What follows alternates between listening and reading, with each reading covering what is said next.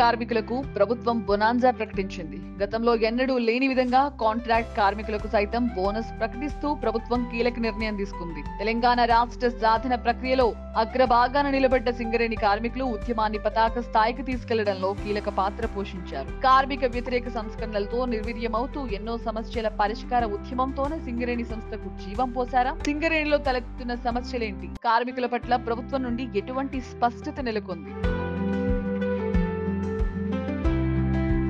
సింగరేణి సంస్థ ఉద్యోగులకు బొనాన్జా ప్రకటించింది. దసరా సందర్భంగా గతంలో ఎన్నడూ లేని విధంగా భారీ బోనస్ అందించనుంది. ఈ ఏడాదిలో గని ఆదాయం 4,701 కోట్ల లాభాన్ని గడించింది. వచ్చిన లాభానికి అనుగుణంగా కార్మికులకు 796 కోట్ల రూపాయలు బోనస్ గా 30% వరకు కార్మికులకు ఇచ్చేందుకు ప్రభుత్వం సిద్ధమైంది. ఇందులో సగటున ఒక్కో కార్మికుడికి 1.90 లక్షల బోనస్, అలాగే కాంట్రాక్ట్ కార్మికులకు 5,000 రూపాయలు చొప్పున దక్కనుంది. నాడు తెలంగాణ రాష్ట్ర సాధన ప్రక్రియలో అగ్రభాగాన నిలబడి తెలంగాణ ఉద్యమాన్ని పతాక స్థాయికి తీసుకెళ్లింది సింగరేణి గని కార్మికులు.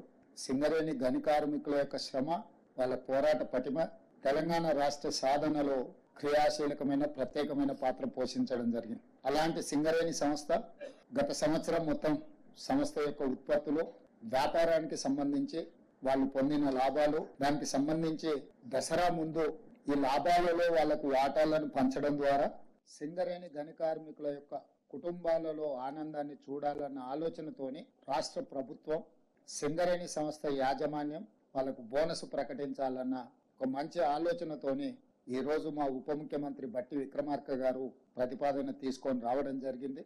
సింగరేణి చరిత్రలో తొలిసారిగా కాంట్రాక్ట్ ఉద్యోగులకు బోనస్ ఇస్తున్నట్లు డిప్యూటీ సీఎం బట్టి విక్రమార్క అన్నారు. ప్రత్యేక రాష్ట్ర సాధనలో సింగరేణియులు అద్భుత పాత్ర పోషించారు. ఎన్నో త్యాగాలు, పోరాటాలతో ఉద్యమాన్ని బలోపేతం చేశారు. బొగ్గును తమ రక్తపు చెమటగా మార్చుకుని సకల జనుల సమ్మెకు మార్గదర్శకంగా నిలిచారు. సమ్మె సెగ ఎంతలా అంటే ఢిల్లీ వరకు తాకేలా చేశారు. విద్యుత్ ఉత్పత్తి నిలిచిపోవడంతో పాటు దాదాపు 4,000 పరిశ్రమల వరకు అప్పట్లో మూతపడ్డాయి. రాష్ట్రం ఏర్పాటు కోసం ఆత్మ బలిదానాలు చేసుకున్న బిడ్డలందరూ తెలంగాణ ప్రజల గుండెలలో చిరస్మరణీయంగా ఉండిపోయేలా చెరగని ముద్ర వేసుకున్నారు. గత ప్రభుత్వ హయాంలో కంపెనీలో గందరగోళ పరిస్థితులుండేవి.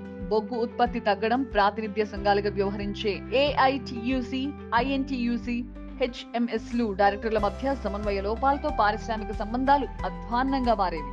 గుర్తింపు సంఘం ఎన్నికల ప్రక్రియ జరిగినా సంఘానికి కంపెనీకి మధ్య సంక్షోభం తలెత్తేది. బీఆర్ఎస్ పాలకులు మితిమీరిన రాజకీయ జోక్యం, సింగరేణి సంస్థ తీవ్రంగా అప్పుల పాలైందంటూ అప్పట్లో విమర్శలు కూడా ఉన్నాయి. కేంద్ర రాష్ట్రాల వాటాలు ఉన్న ఏకైక సంస్థ సింగరేణి. ఎన్నో ఏళ్లుగా సింగరేణిలో పెండింగ్ లో ఉన్న వారసత్వ ఉద్యోగాలకు గడించిన సింగరేణి ఎన్నికల్లో కాంగ్రెస్ క్లీన్ స్వీప్ చేసింది.